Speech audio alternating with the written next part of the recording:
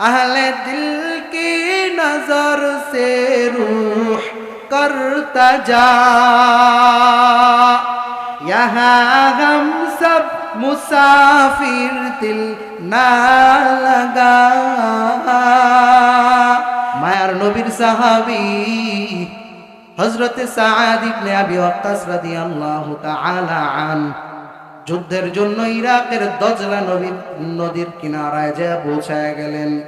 সামনের দিকে তাকায়া দেখে ফুরাত নদী দেখা যায়, দজলা নদী দেখা যায়। দজলা নদীর দিকে তাকায়া পিছনে মুমিনদের এত বড় সংখ্যা ৩০,০০০ মুসলমান নিয়া হযরত সাদ ইবনে আবি ওয়াক্কাস রাদিয়াল্লাহু তাআলা রওনা হয়েছেন। পিছনে যত গ্রাম ছিল, যত শহর ছিল, সব ইসলাম মুসলমানদের কবজায় চলে আসে। নদীর ওপারে ২ লক্ষ কাফের দাঁড়ায় আছে। হযরত সাদ ইবনে আবি ওয়াক্কাস রাদিয়াল্লাহু তাআলা আন আল্লাহর দিকে তাকায়া ডাক দিয়া বলতেছে, ওরে মালিক, ইসলামটাকে তো আমরা এই পর্যন্ত এনে রেখে দিলে চলবে না। সাহাবায়ে কেরামকে ডেকে বলে, রে মুসলমান, এ সাহাবীরা, তোমরা কি ইসলামটাকে এই দজলা নদীর কিনারা পর্যন্ত রাখবা? হযরতে সাহাবায়ে আজমাইন বলতেছেন, আপনি আমাদের আমির, আপনি আমাদেরকে যেভাবে নির্দেশনা দিবেন আমরা সেভাবেই রাজি। হযরতে সাদ ইবনে আবি ওয়াক্কাস রাদিয়াল্লাহু তাআলা আন আসমানের দিকে তাকায়া আল্লাহরে ডাক দিয়া বলে, রে ও দয়ার মালিক, তুমি তো মূসা নবীকে তার উম্মত সহকারে এত বড় নদীর মাঝখান দিয়া রাস্তা করে দিয়েছো। আমরা তো মূসা নবীর উম্মত না, আমরা তো তোমার হাবিব রাহমাতুল লিল আলামিনের উম্মত, রাহমাতুল লিল আলামিনের সাহাবী। আমরা তোমার কাছে দোয়া করতেছি, ও দয়ার মালিক, আমাদেরকে তুমি সাহায্য করো। হযরতে সাদ ইবনে আবি ওয়াক্কাস রাদিয়াল্লাহু তাআলা আন দোয়া শেষ করলেন। হঠাৎ করে হযরতে সাদ ইবনে আবি ওয়াক্কাস রাদিয়াল্লাহু তাআলা আনহু এর মাথার মধ্যে প্যাঁচ খায় গেল। হযরতে সাদ ইবনে আবি ওয়াক্কাস রাদিয়াল্লাহু তাআলা আন পিছনে সাহাবায়ে আজমাইনদেরকে ডাক দিয়া জানায়া দেয়, ও সাহাবীরা আমার, তোমরা সামনের দিকে অগ্রসর হও, বা আমি যেটা করব সেটা দেখবা, ফলো করবা। আমি যেটা করব আমার সাথে সাথেও সেটা করবা, কোনো আওয়াজ করবা না। আমরা সামনের দিকে আগায় যাব, আল্লাহ আমাদের সাথে আছে। একথা বলে হযরতে সাদ ইবনে আবি ওয়াক্কাস রাদিয়াল্লাহু তাআলা আন নিজের ঘোড়াটাকে নিয়া দজলা নদীর মধ্যে নামায়া দিলেন। নামানোর সাথে সাথে ঘোড়ার খুরের দিকে তাকায়া মনে হয় ঘোড়ার যেমন ভাবে মরুভূমির বালুর মধ্যে চালাইলে ঘোড়ার পায়ের খুরার থেকে যেভাবে বালু উঠে, মনে হলো নদীর পানিগুলা ওই রকম বালুর মতো উঠতেছে। আল্লাহু আকবার।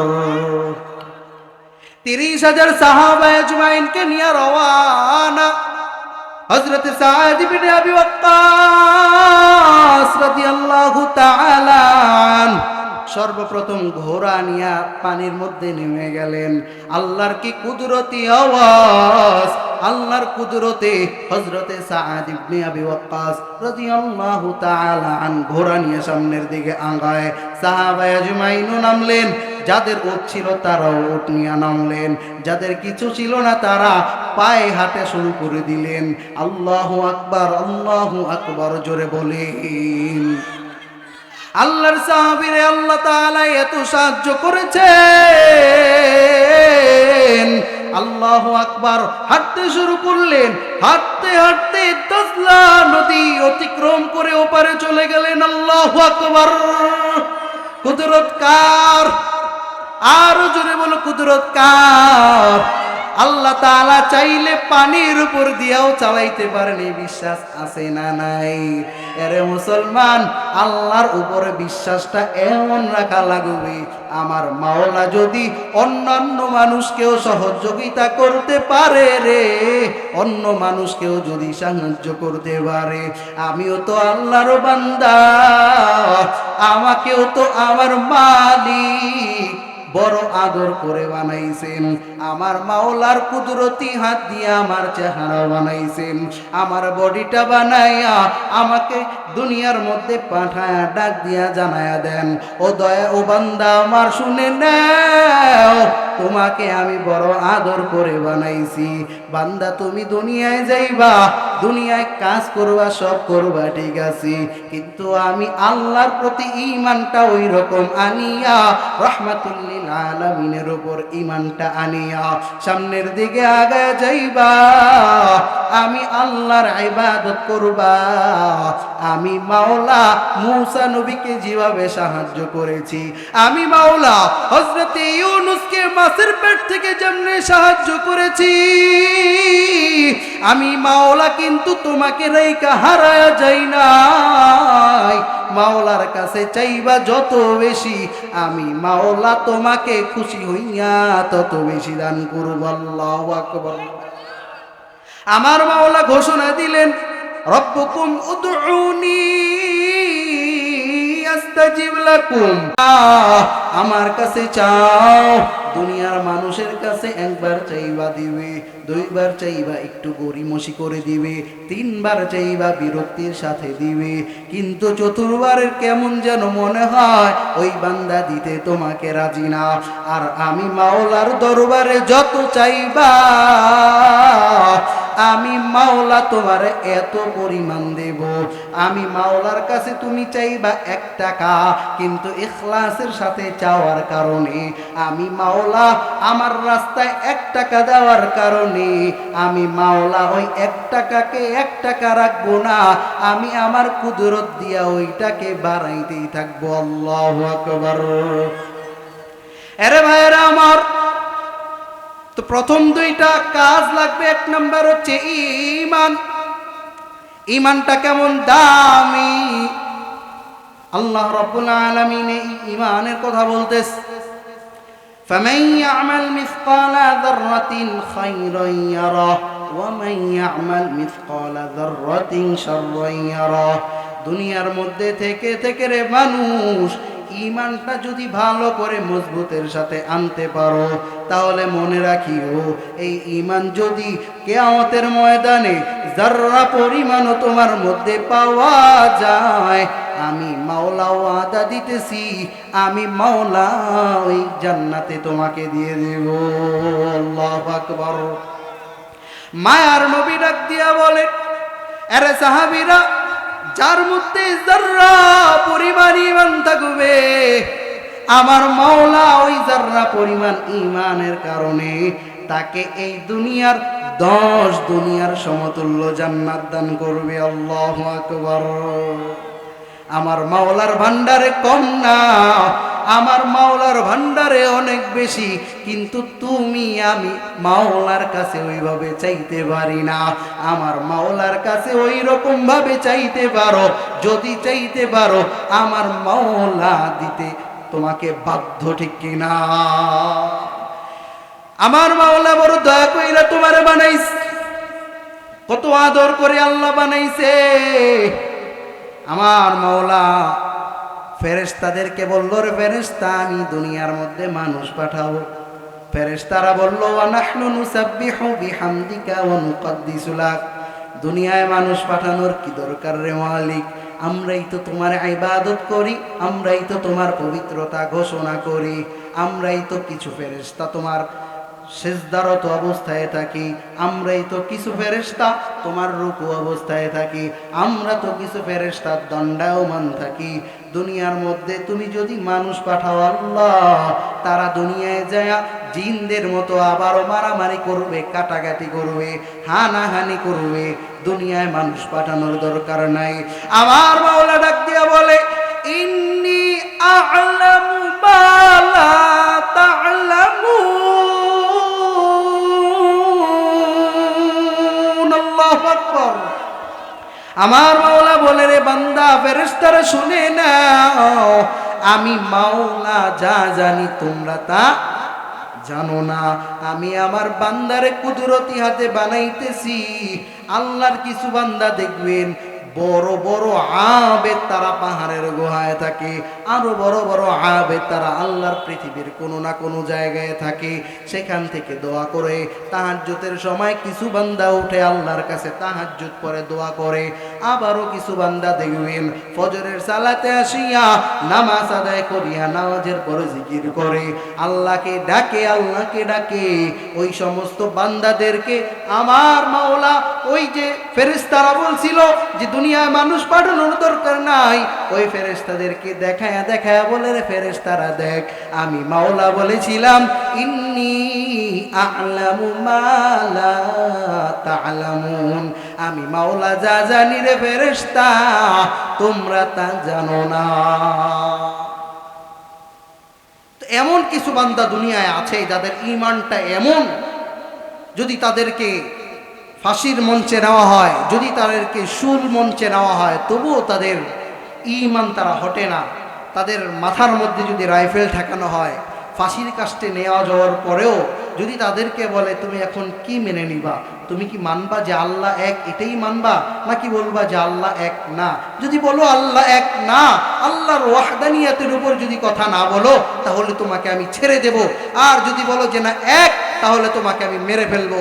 বান্দা ওই অবস্থায়ও যেও, বান্দা তখন বলে দুনিয়ার সব যদি আমার সামনে এনে দাও, দুনিয়ার সব কিছু যদি আমার সামনে উপস্থাপন করো, দুনিয়ার সব স্বর্ণ, দুনিয়ার সব রূপ্য, দুনিয়ার সব গাড়ি মালিক, সব কিছু যদি আমাদের কাছে বানায় দাও, আমার কাছে মালিক বানায় দাও, তবুও আমি ঈমান ছাড়ব না। আল্লাহু আকবার।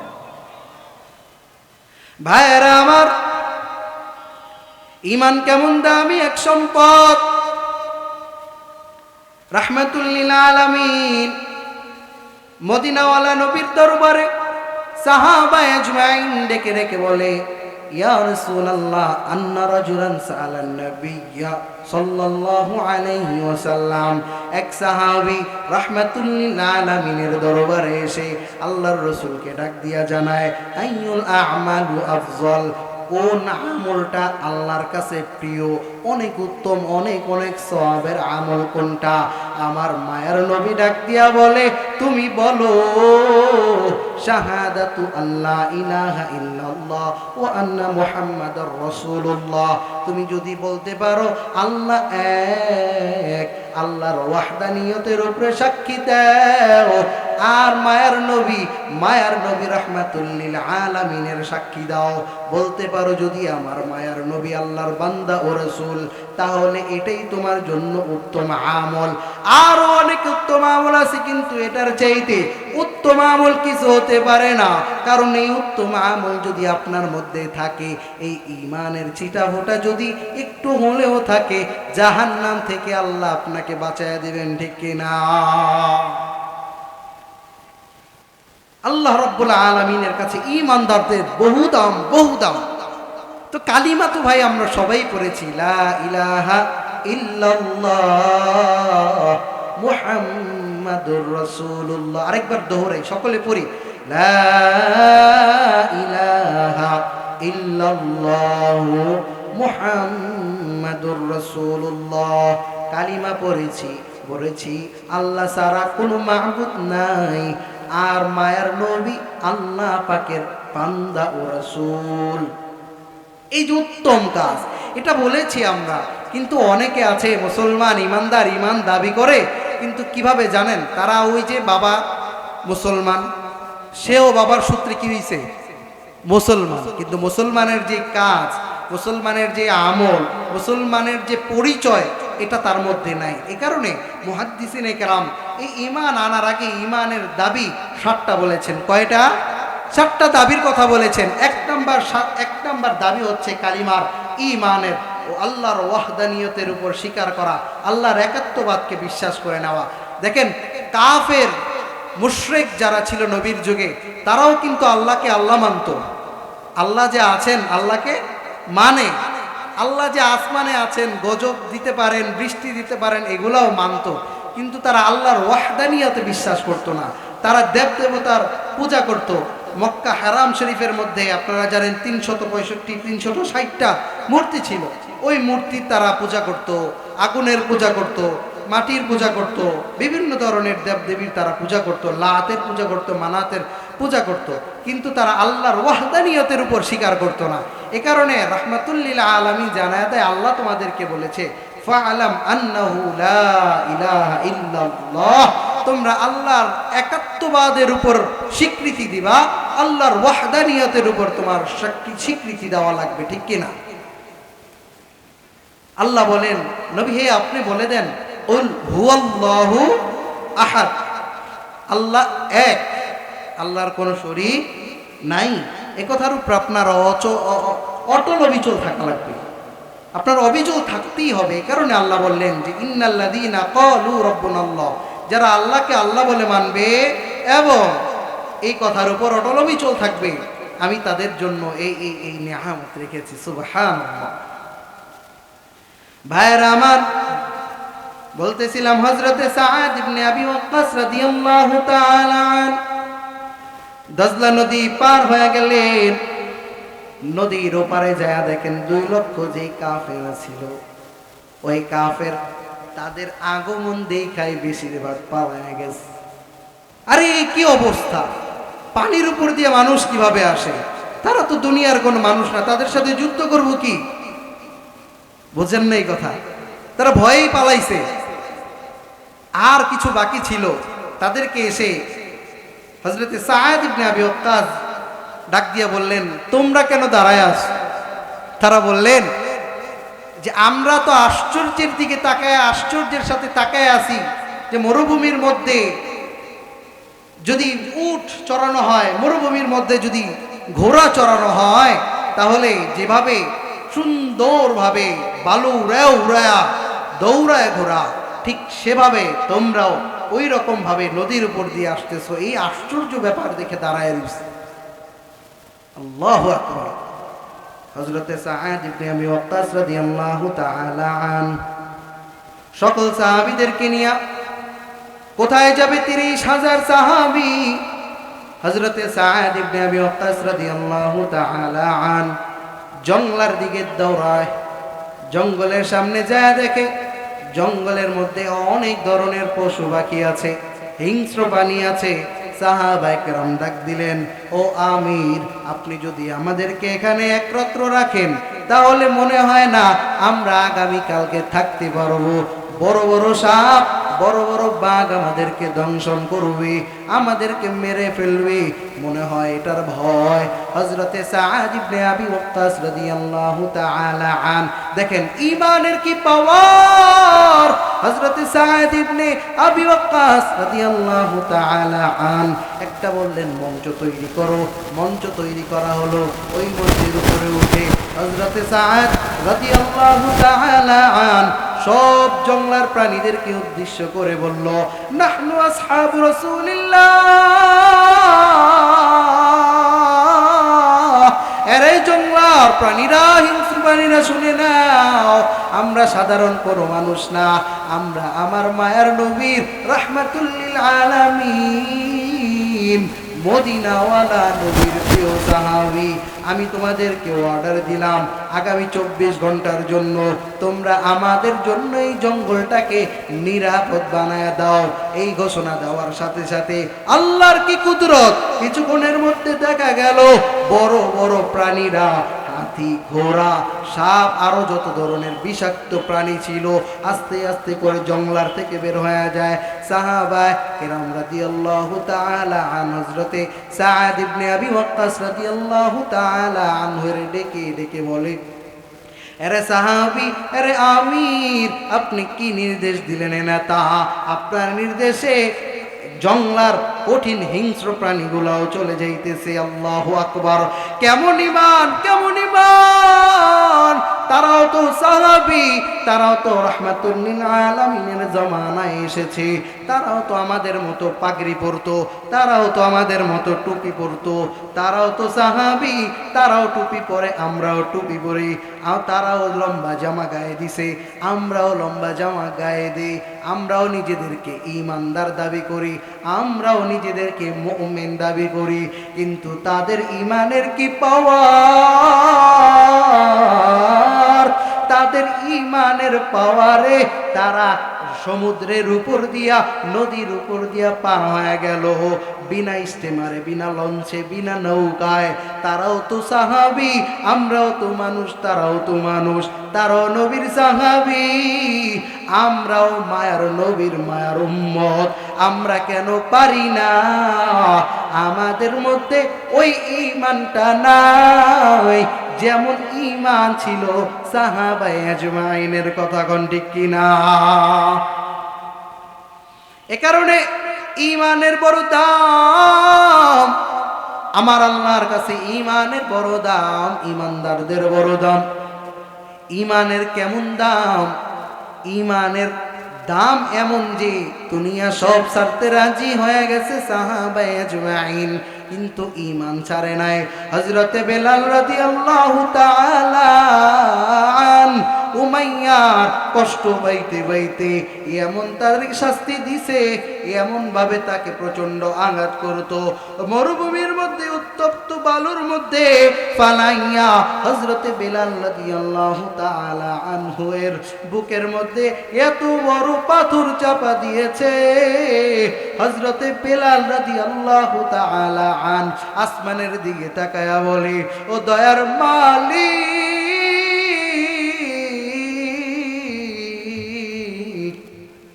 আপনি ছাড়া আমার আর কেউ নাই। আমি আপনার জন্যই এত কষ্ট করতেছি। আমি ঈমান আনছি, এমন ভাবে নবীরে চিনছি, এমন ভাবে আপনাকে চিনছি। দুনিয়ার সব পাথরও যদি আমি বেলালের উপরে দেয়, আর যদি এই কথা বলতে হয় যে আল্লাহ ছাড়া আর কেউ নাই, আমি বলবো, কিন্তু আল্লাহ ছাড়া অন্য কেউ যে আছে আমি এটার স্বীকৃতি দেব না। আল্লাহু আকবার। কেমন ঈমান, কেমন ঈমান! ফিরআউনের স্ত্রী হযরতে আসিয়া রাদিয়াল্লাহু তাআলা আনহার কেমন ঈমান দেখে নাও, শুনে নাও। আসিয়া আলাইহিস সালাম ফেরাউনের স্ত্রীরে, ফেরাউন এমন কোনো কষ্ট নাই যে দেয় নাই।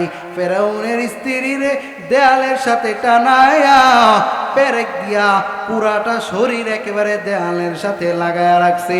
এমন কষ্ট পাওয়ার পরেও হযরতে আসিয়া আলাইহিস সালাম ঈমানটাকে ছাড়ে নাই। ফেরাউনের স্ত্রী আসিয়া বলে, আল্লাহর জন্য রাজত্ব ছাড়া যাবে, আল্লাহর জন্য গোটা পৃথিবীর সব সম্মান ছাড়া যাবে, কিন্তু আমার আল্লাহর ভালোবাসা ছাড়া যাবে না। আল্লাহু আকবার। আর আমাদের ঈমানের হালাত কি? আল্লাহ এই কারণে বললেন, ফিরআউন যিল আওতাদ। ফেরাউন হচ্ছে এই তার কাটাওয়ালা, পেরেকওয়ালা ফেরাউন। ফেরাউন এত কষ্ট দিয়েছে হযরতে আসিয়াকে, তবুও তিনি ঈমান ছাড়েন নাই, শাহাদাতের পেয়ালা পান করেছেন। আর আমাদের কি অবস্থা? হযরতে পৃথিবীর মধ্যে নবী আলাইহিস সালামের পরেই ঈমান এনেছে হযরতে সুমাইয়া রাদিয়াল্লাহু তাআলা আন রাহমাতুল লিল আলামিনের উপরে। নারীদের মধ্য থেকে সবার আগে যিনি ঈমান গ্রহণ করেছেন হযরতে সুমাইয়া রাদিয়াল্লাহু তাআলা আন, প্রথম শহীদ যিনি। তার কি হালাত! তাকে আবু জাহেল, উতবা সাইবা হত্যা করলো, শহীদ করলো। কি ঈমানের পাওয়ার! তবুও ঈমান ছাড়ে নাই। হযরতে খাব্বাব রাদিয়াল্লাহু তাআলা আন, কত মারাত্মক ঈমান! একদা হযরতে ওমর রাদিয়াল্লাহু তাআলা জিজ্ঞাসা করলেন, ও খাব্বাব, তোমার গলার মধ্যে উঁচু উঁচু যেই জায়গাগুলো আছে এগুলো কি? হযরতে খাব্বাব কান্না করে দিলেন আর বললেন, ও ওমর, আপনি শুনবেন এটা কি? হযরতে খাব্বাব রাদিয়াল্লাহু তাআলা হযরতে ওমরকে কণ্ঠটা নিচু করে ডাক দিয়ে কান্নার সুরে বলতে লাগলেন, ও ওমর, আমি যখন ঈমান আমার মাওলার প্রতি আনলাম, রাহমাতুল লিল আলামিনের প্রতি ঈমানটা নিয়ে আসলাম, আমার কওমের লোকেরা আমাকে বারবার বাধ্য করলো যে তুমি বলো আল্লাহ ছাড়া কেউ আছে, আল্লাহ এক না, লাতের পূজাও করো, মানাতের পূজাও করো। আমি খাব্বাব রাদিয়াল্লাহু তাআলা আন, আমি খাব্বাব তখন বলি নাই, আমি বলেছি আল্লাহ এক, আমার মাওলা এক, আল্লাহ অদ্বিতীয়, আল্লাহর উপরে আর কেউ নাই। এ কথা বলেছি যার কারণে হযরতে খাব্বাব রাদিয়াল্লাহু তাআলা আনহুকে পাহাড়ের উপরে নিয়া বড় বড় কাঁটাযুক্ত গাছের কাঁটাগুলো নিয়া হযরতে খাব্বাব রাদিয়াল্লাহু তাআলা আনহু এর জিহ্বাটাকে টান দিয়ে বের করে তার কওমের লোকেরা একটা একটা করে ভরে দিয়েছে, একটা একটা করে এমন ভাবে আঘাত দিয়েছে যার কারণে গলার মধ্যে টিউমারের মতো বড় বড় চামড়া, বড় বড় গোশত ঝুলে গিয়েছে। হযরতে খাব্বাব রাদিয়াল্লাহু তাআলা আন এর এই কথা শুনে হযরতে ওমর রাদিয়াল্লাহু তাআলা আন কান্না করে দিলেন। কান্নার তো কারণ আছে, কারণ তারা নবীর প্রথম যুগের সাহাবী, তারা রাহমাতুল লিল আলামিনের সুখে দুঃখে ডানে বামে সব সময় ছিল। হযরতে ওমরের কান্নার কি আওয়াজ! জান্নাতের সার্টিফিকেট হাতে পাওয়ার পরেও হযরতে ওমরের কান্না কোনোভাবেই থামে নাই। হযরতে ওমর রাদিয়াল্লাহু তাআলা আন একদা ঈদের দিনে হাউমাউ করে ঈদগাহের মধ্যে কান্না করে হযরতে সাহাবায়ে আজমাইন ডাক দিয়া জানায়, ও ওমর কেন কান্না করেন? হযরতে ওমর বলে, আমার মাওলা জিবরাইলের মাধ্যমে আমার মায়ের নবীরে জানাইছে, মুহাম্মদ রাহমাতুল লিল আলামিন আপনি বলে দেন যারা রমাদান পাইয়াও তাদের গুনাহগুলোরে মাফ করাইতে পারলো না, যারা মা বাবার সাথে বেয়াদবি করলো, যারা আমি নবী আমার নাম শোনার পরেও সাল্লাল্লাহু দুরূদ পড়লো না, তাদের উপরে আল্লাহর লাআনত। একথা শোনার পরে হযরতে ওমর রাহমাতুল লিল আলামিনের কথা, রাহমাতুল লিল আলামিন যে আমিন বলেছে ওই আমিনের কথা স্মরণ করে করে কান্না করতে লাগলেন। সাহাবায়ে আজমাইনকে ডাক দিয়া জানায়া দেয়, রে সাহাবী, আমি ওমরকে যদি আমার মাওলা এই রমাদানে মাফ না করে আমার কি উপায় হবে? এ কথা ভেবে ভেবে হযরতে ওমর কান্না করে।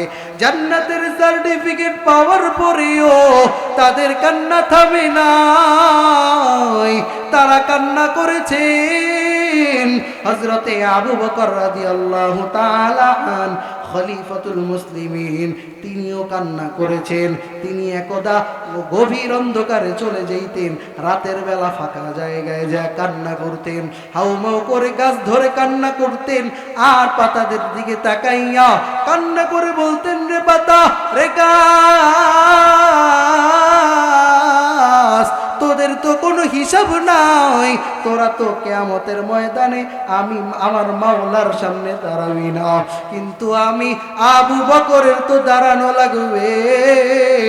আমি আবু বকরে যদি ওই সময় ধরে নেয় আমার মাওলা, কোনো কারণে যদি আমি আবু বকরকে পাকড়াও করে বসে, আমি আবু বকরের কি উপায় হবে? এই সুন্দর সুন্দর কথা বলে বলে হযরতে আবু বকর কান্না করতেন। জান্নাতের সার্টিফিকেট পাওয়ার পরেও তাদের কান্না থামে নাই। আর আমরা তো কান্নাই করি না। কিসের কান্না? আমলই করি না। ফজরের সময় মুয়াজ্জিন ডাক দেয়, আসসালাতু খায়রুম মিনান নাওম। বান্দা ঘুম থেকে নামাজ ভালো, তখনও বান্দা উঠো না। আল্লাহ ফজরে ডাক দিয়ে পায় না। জোহরের সময় ডাক দেয়, রে বান্দা মসজিদের দিকে আয়, আমার ইবাদত কর। আল্লাহু আকবার, হাইয়া আলাস সালাহ, নামাজের দিকে আয়। বান্দা তুমি তখনও যাও না। আল্লাহ আসরের সময় ডাক দেয়, আসরের সময় যাও বান্দা, তুমি তখন আল্লাহকে সাড়া দাও না। আল্লাহ তখনও তোমারে ভুলে যায় নাই। আল্লাহ আবারও মাগরিবের ওয়াক্তে ডাক দেয়, বান্দা তুমি তখনও যাও না। বান্দা তুমি আল্লাহ আল্লাহ তোমারে এশারের আওয়াজে ডাক দিয়া বলে, রে বান্দা আয় আয়। আমি মাওলার কুদরতি আওয়াজ কি তোর কানে পৌঁছায় না? বান্দা তুই আমার দিকে দৌড়ায় আসবি। তুই যদি আমার দিকে হেঁটে হেঁটে আসো, আমি মাওলা তোমার দিকে দৌড়ায় যাই। আল্লাহু আকবার। এক নম্বরে লাগবে ঈমান, দুই নম্বরে লাগবে ঈমানের উপর অটল অবিচল। তো ঈমান লাগবে। ঈমানটা কি? ঈমানের এই মহা দৌলত এটার মর্যাদা আমরা বুঝি না, যার কারণে এটার কদর আমাদের মধ্যে নাই। অথচ এই পুরা দুনিয়ার বিনিময়ে যদি মুমিন যারা হাকিকতে মুখলিস বান্দা, তাদেরকে যদি বলা হয় পুরা দুনিয়া দিয়ে দিব, তবুও তাদেরকে ঈমান থেকে দূরে সরানো যায় না। দুনিয়ায় আছেন কয়দিন? আমার মাওলা বললেন, ওয়ামাল হায়াতুদ দুনিয়া ইল্লা মাতাউল গুরুর।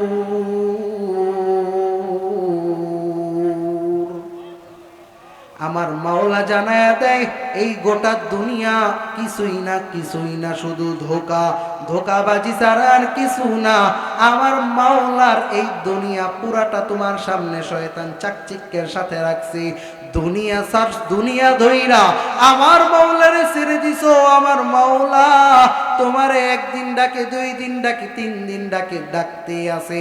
তুমি আমার মাওলারে ডাকো না।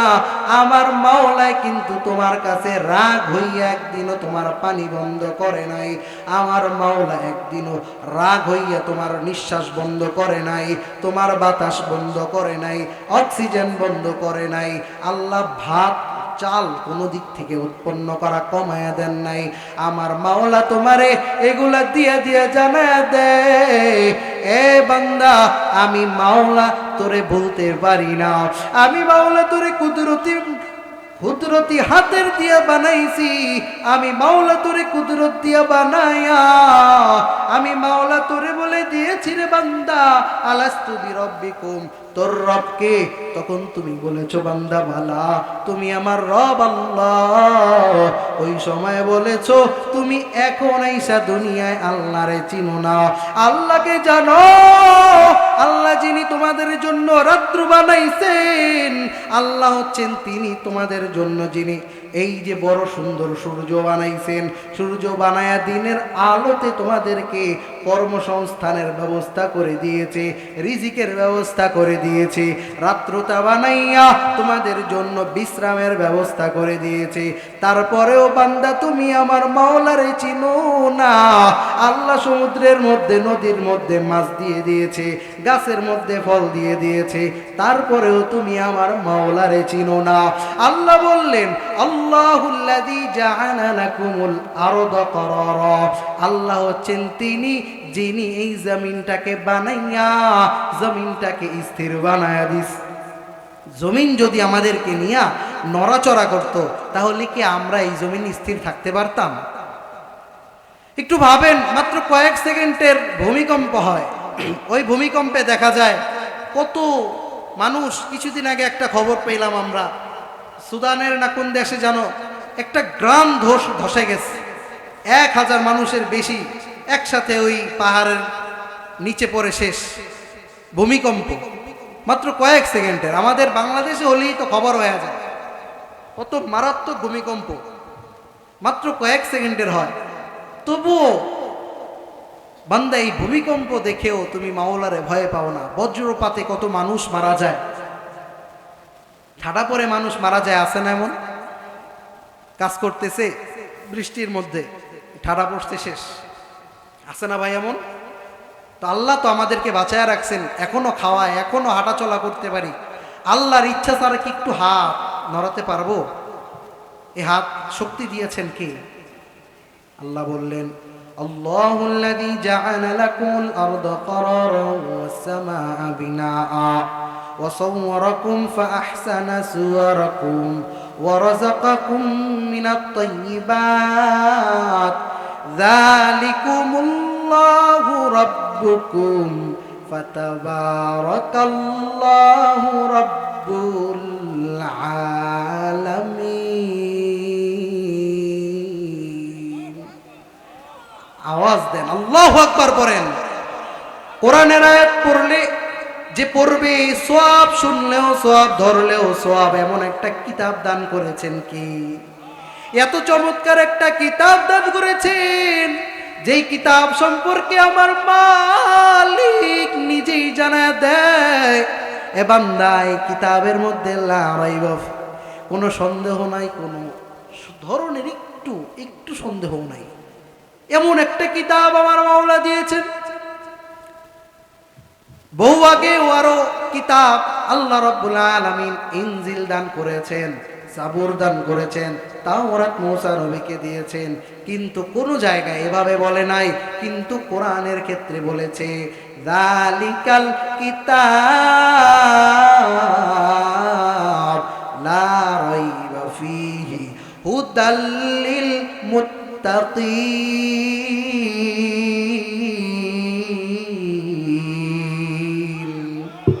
দিয়েছেন কি? এই কালামে জিন্দা কুরআনে হাকিম হিকমতে ও লা ইয়াজাল আস্তাকদিম জামিউল ইলম ফিল কুরআনে হাকিম خاصرة عن فهم الرجال بخا قرآن كلام الله بشنو قديم استي نعين الله أكبر। এ দুনিয়া বেশি দিন থাকা যাবে না, একটা নির্দিষ্ট সময়, জানাও নাই কবে মারা যাব, জানাও নাই নিঃশ্বাসটা কবে শেষ, অথচ কত আশা, এটা করব, এটার পর এটা করব, এটার পর এটা করব। আহলে দিল কি নজর সে রূহ করতা যা यहाँ हम सब मुसाफिर दिल ना लगा अहले दिल की नजर से रूह करता जा शाह दौलत सब फकीर गरनेक ने है जिंदगी में बंदगी तू करना है जिंदगी में बंदगी तू करना है जिंदगी में बंदगी शर्मिंदा है जिंदगी बे बंदगी शर्मिंदा है। খারাপ লাগে আপনাদের? दुनिया में हो दुनिया का तालबगार न हो बाजार से गुजरे हो खरीदार न हो दुनिया में हो दुनिया का तालबगार न हो बाजार से गुजरे हो खरीदार ना हो ये दुनिया एक मिसल कागज फूल है जिंदगी बे बंदगी शर्मिंदा है